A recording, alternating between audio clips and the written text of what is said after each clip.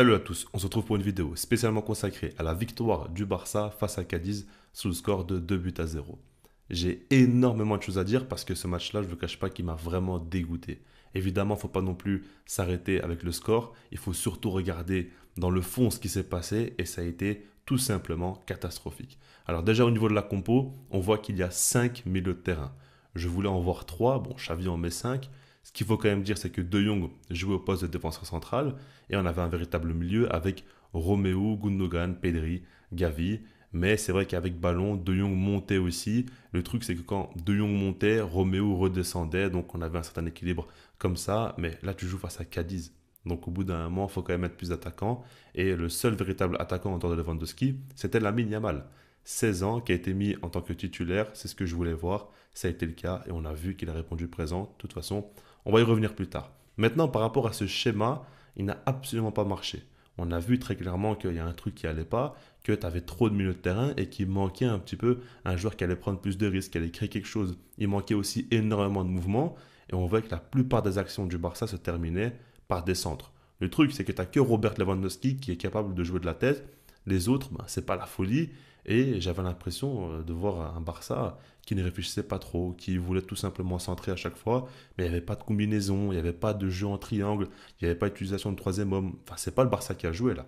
C'est une équipe lambda de Liga qui ne joue pas le titre. Là, c'était vraiment beaucoup trop peu ambitieux, surtout que tu es à domicile face à Cadiz. Au bout d'un moment, si dans ce match-là, tu tentes pas quelque chose offensivement, c'est quand que tu vas tenter quelque chose.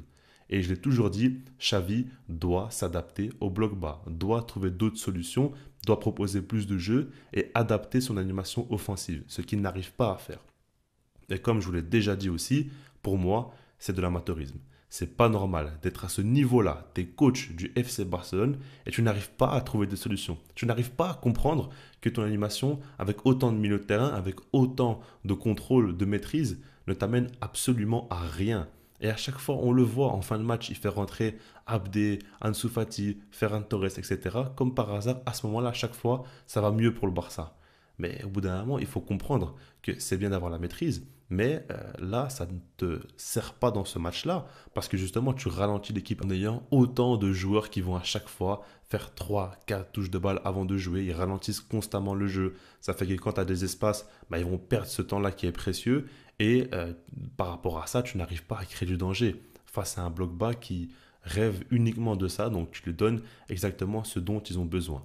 Maintenant, il y a quand même du positif dans ce marasme total, c'est Lamine Yamal. Seulement 16 ans, ça a été lui qui a apporté le plus de danger dans cette équipe-là et il a vraiment fait un bon match. C'est impressionnant. Dites-vous qu'en première période, il aurait pu marquer un but. Ça, c'est complètement fou, hein. À un moment donné, il fait une magnifique frappe. Ledesma fait un gros arrêt. Et par rapport à ça, ben, on voit qu'il apporte du danger. On voit surtout que quand il a le ballon, il n'hésite pas constamment à dribbler, à provoquer. En début de match, il aurait, selon moi, dû obtenir un penalty. Il y a eu une grosse faute sur lui dans le rectangle.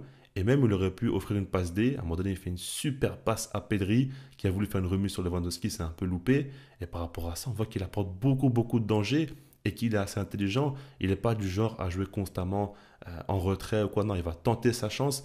Et à chaque fois, comme je dis, il est capable de faire la passe, il est capable de dribbler, il est capable de tirer.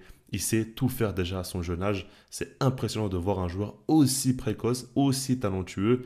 Et il n'est pas comme les autres. C'est aussi simple que ça. Il est très talentueux. Mais ce joueur-là, il faut quand même le préserver. Il faut le protéger parce que son talent est immense. Tout simplement. Donc voilà, il fait vraiment un gros match.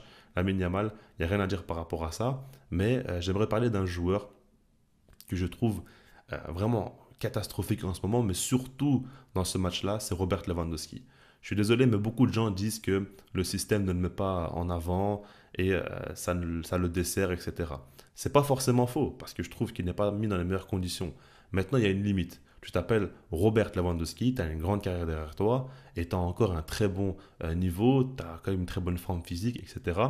Tu ne peux pas rater tout ce que tu entreprends. En fait, à chaque fois qu'il touche le ballon, il ralentit énormément le jeu. Il fait des touches de balle qui servent à rien, il fait des feintes qui ne servent absolument à rien et personne tombe dans le panneau de ses feintes. Et en dehors de ça, il rate combien de remises, combien de passes courtes qui paraissent extrêmement simples sont ratées de la part de Robert Lewandowski. Je n'arrive pas à comprendre comment c'est possible que techniquement, il perde autant de ballons. Et franchement, je vous dis les choses très sincèrement, comme j'ai dit sur Twitter, selon moi, Ferran Torres aujourd'hui mérite plus sa place que Robert Lewandowski en tant que titulaire. Au vu de sa pré-saison, au vu maintenant de son entrée qui a été bonne, où il monte dans la personnalité, il joue directement. Alors, c'est pas non plus très significatif, mais Lewandowski est tellement mauvais qu'il faut faire quelque chose. Il ne faut pas le laisser comme ça titulaire alors qu'il fait n'importe quoi. Certes, tactiquement, Xavi est un petit peu à la ramasse en ce moment, mais il y a des choses où il ne faut pas non plus exagérer. Maintenant, on va passer aux deux buts et le premier est tombé de la part de Pedri. Sur une belle action, honnêtement, on a vu que Pedri a pratiquement tout fait. C'est lui qui prend le ballon au départ. Il va donc chercher Gundogan. Gundogan va faire une remise et il va frapper en taclant. C'est un joli but parce que Pedri, comme je l'ai dit, ben, il fait pratiquement tout et on l'a senti quand même déterminé dans ce match-là. Ça fait plaisir, il a beaucoup tenté par rapport aux autres. Donc ça, c'est quand même très positif. Il met ce but et évidemment, ça libère le Barça. Et par après, donc, il y a des changements qui arrivent, encore Ferran Torres qui entre et qui va marquer un but. Son but est intéressant parce que c'est Ter Stegen qui va trouver directement Lewandowski, qui fait une déviation de la tête. Et Ferran Torres, très très serein, il frappe d'une frappe croisée, pied gauche, il met son but. C'est magnifique pour lui, pour sa confiance. Et on voit que lui, ben, il arrive à jouer au football, contrairement à Lewandowski qui en ce moment fait tout sauf jouer au football. J'ai pas envie d'attaquer gratuitement, mais au bout d'un moment, il faut arrêter d'exagérer. Franchement, son match est abominable, j'arrive pas à m'en remettre, j'arrive pas à penser à autre chose. En tout cas, Ferran Torres, c'est très bien ce qu'il fait. Et c'est fou parce qu'il sort d'une très bonne pré-saison. Donc là, on se dit qu'il est quand même dans une bonne période.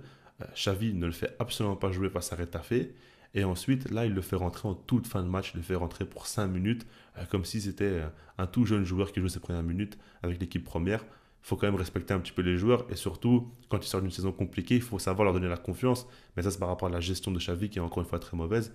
Évidemment, Xavi a beaucoup de positifs, mais il y a quand même beaucoup de négatifs aussi. Et je pense que j'en parlerai parce qu'il y a beaucoup de choses dont je ne supporte plus, tout simplement. Donc au final, le Barça gagne 2-0, but de Pedri, but de Ferran Torres. C'est bien, le résultat y est, maintenant le jeu n'y est pas du tout et j'ai beaucoup d'inquiétude parce que là je ne vois pas d'amélioration, je vois encore une fois les mêmes défauts que la saison passée et j'ai l'impression que Xavi n'arrive pas à s'adapter, qui est beaucoup trop têtu et qui reste constamment borné sur ses erreurs et en fait le match prend du temps à se dénouer, on voit qu'il n'y a pas de but qui tombe ou quoi et pourtant il n'y a pas de changement, il attend la fin pour réagir et faire rentrer les attaquants. C'est toujours à peu près la même histoire et je ne vous cache pas que j'en peux plus, mais bon. Comme je vous l'ai dit, on va en reparler plus tard. Là, pour l'instant, ça reste quand même une victoire. Et je vous laisse là-dessus, puisque moi, je vous dis peace.